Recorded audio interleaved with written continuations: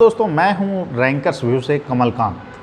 अभी हम बात करेंगे दरोगा के डेट के बारे में। दरोगा परीक्षा जो है आपको संभावित बताई गई है 26 दिसंबर का। और बहुत सारे लोगों का प्रश्न है कि क्या 26 दिसंबर को ये परीक्षा हो पाएगी। देखिए, सबसे पहली बात ये है दोस्तों कि 26 दिसंबर की तिथि आपको बहुत पहले ही घोषित की गई है और आपको यह मानकर तैयारी करना होगा कि निश्चित रूप से 26 दिसंबर को आप लोगों की परीक्षा हो रही है। देखिए, इसके पीछे मेरा स्पष्ट दृष्टिकोण है, क्योंकि बीपीएससी का जो पीटी लेने का जो समय था वो उसमें विवाद चल रहा था, क्योंकि पूर्व में जो परीक्षा घोषित थी दरोगा की 26 दिसंबर को, तो ऐसे में 19 दिसंबर को परीक्षा लेना पंचायती राज चुनाव के बाद तुरंत संभव नहीं था। यही कारण है कि आपको परीक्षा का डेट जो है कि आगे किया गया और उसमें जो है कि परीक्षा को 23 जनवरी के डेट में आयोजित करने की बात की गई है। तो निश्चित रूप से 26 दिसंबर का जो डेट है वो दरोगा अभ्यर्थियों के लिए सुरक्षित डेट है और 26 दिसंबर को आप लोगों की परीक्षा होने जा रही है। दोस्तों, बीपीएससी काफ़ी संवेदनशील ढंग से काम करती है और ख़ास करके परीक्षा के आयोजन को लेकर।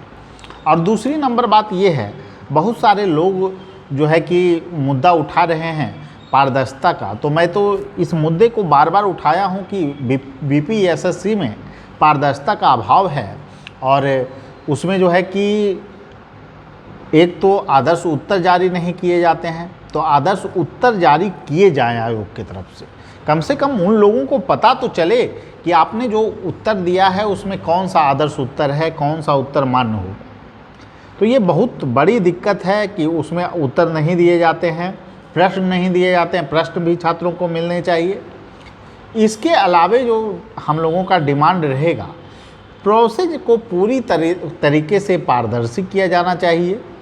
ईएसआई की जो है कि आपको इंटरव्यू का प्रोसेस जो है कि अभी चल रहा है बीपीएससी के एग्ज़ाम का, और बहुत सारे बच्चे हमारे पास जुड़े हैं।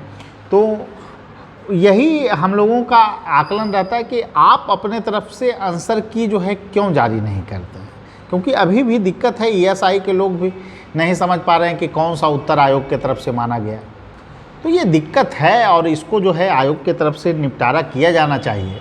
बहुत सारे लोगों का प्रश्न आते रहता है कि सर दरोगा के संदर्भ में आप लोग जो है बातें नहीं रखते हैं। तो निश्चित रूप से दरोगा के संदर्भ में जितनी भी मांग है, हम छात्रों के मांगों का समर्थन किए हैं और परीक्षा में पारदर्शिता होनी चाहिए। और निश्चित रूप से मैं एक बात कहूँगा कि बिहार की बहुत बड़ी परीक्षा है ईएसआई की परीक्षा, और इसमें बहुत सारे युवा बिहार के भाग लेते हैं।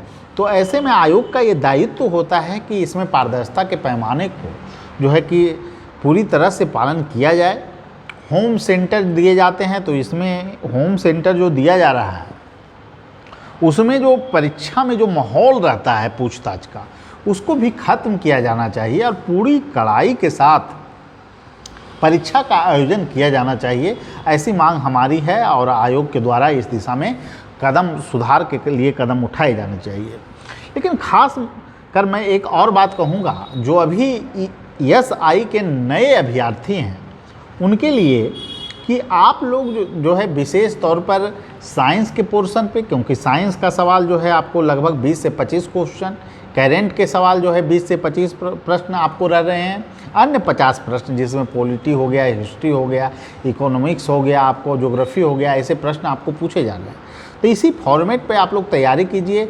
आप लोग भी टेस्ट सीरीज ज़रूर दीजिए और उसके बाद फिर आप लोग जो है कि साथ में अगर आप लोगों का ग्रुप है तो ग्रुप डिस्कशन भी इसमें सहायक हो सकता है।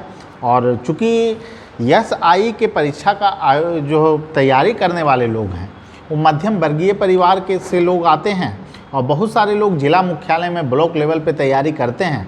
तो उन लोगों से जो नए बच्चे हैं उन्हें मैं एक बात यही कहना चाहूँगा कि परीक्षा के जो पूर्व में जो परीक्षाएँ हुई हैं उन प्रश्नों का आप लोग अवलोकन करें और उसके पैटर्न के आधार पर आपको तैयारी करनी चाहिए, जिससे कि आपको सफलता की प्रत्याशा बढ़ सके।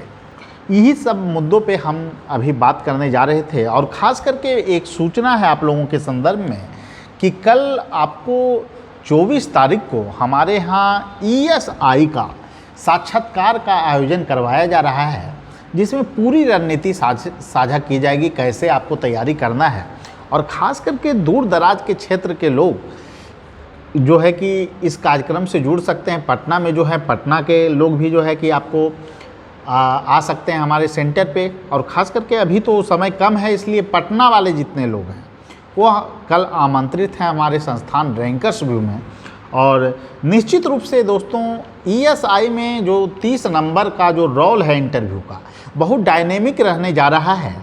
और BPSC में जो स्थितियां देखी गई, 120 में बहुत लोग 90 नंबर पाए हैं, 87 पाए हैं, 86 पाए हैं, 88 पाए हैं, 80 पाए हैं, बहुत लोगों का 52-53 अंक भी है।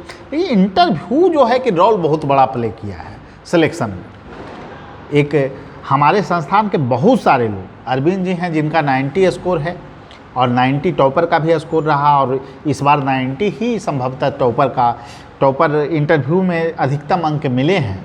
64वीं में भी कृष्णा जी का जो अधिकतम अंक था वो हमारे ही संस्थान से था, 92 अंक जो है उनको प्राप्त हुआ। इंटरव्यू कार्यक्रम में हम लोगों से जुड़े थे और इसी तर्ज पर जो है और भी लोगों के जो अंक हैं 89, 88, 87 अच्छे अंक मिले हैं हमारे संस्थान से दोस्तों। तो इसीलिए हम लोगों के द्वारा जो हमारे और सत्या सर के द्वारा जो रणनीति साझा की जाती है, कैसे आप बेहतर इंटरव्यू में अंक पाएँ, और ख़ास करके वैसे बच्चे जो बिल्कुल नए हैं, जिनकी पृष्ठभूमि उस अनुसार नहीं है, इंटरव्यू की तैयारी वो नहीं किए हैं पहले, उनके लिए स्पेशल जो है कि तैयारी हम लोग करवाते हैं बेसिक लेवल से। और इंटरव्यू देखिए टोटल 4 पार्ट में होता है दोस्तों। आपको मेनली जो है आपको फोकस जो है कि आपके अपने बायोडाटा पे करना है, आपकी हॉबी क्या है और आपके आदर्श व्यक्तित्व क्या है, मैट्रिक इंटर ग्रेजुएशन आपने कहाँ से पढ़ाई की, आपके परिवार के कितने सदस्य हैं, ये सभी जो प्रश्न हैं आपके ज़िले से संबंधित प्रश्न। उसके बाद जो है कि आपको राज्य स्तरीय प्रश्न आपको जानने हैं, भौगोलिक सीमा, क्योंकि ESI में जो है आपको परिवहन से, इसमें जो है कि आपको मेनली ट्रांसपोर्ट डिपार्टमेंट का है, ठीक है। तो आपको जिला मुख्यालय में भी ड्यूटी है और उसके बाद फिर आपको जो है सीमावर्ती जो है राज्य के क्षेत्रों में भी ड्यूटी है। तो इस तरह भौगोलिक जो है सीमाओं का अच्छे ढंग से आप लोग को अवलोकन होना चाहिए।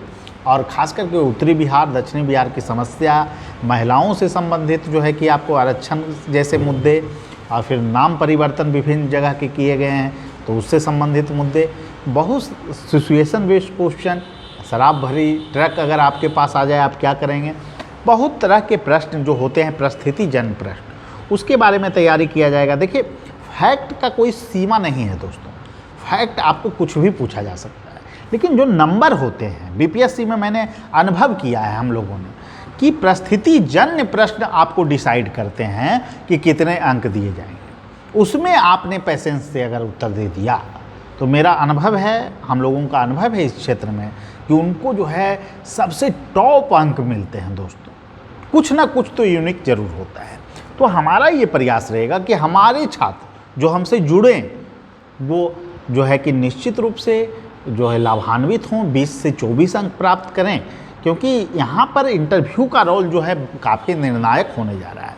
तो कल के दिन आप लोग जो लोग आ सकते हैं वो निश्चित रूप से हमारी संस्थान में आएँ और पूरी स्टेज ही इस पर साझा की जाएगी। 4 मॉक लिया जाएगा आप लोगों का आगे और उसके बाद फिर अच्छे ढंग से इंटरव्यू की तैयारी कराई जाएगी। ठीक है, सभी लोगों को धन्यवाद। फिर मिलेंगे अगले वीडियो।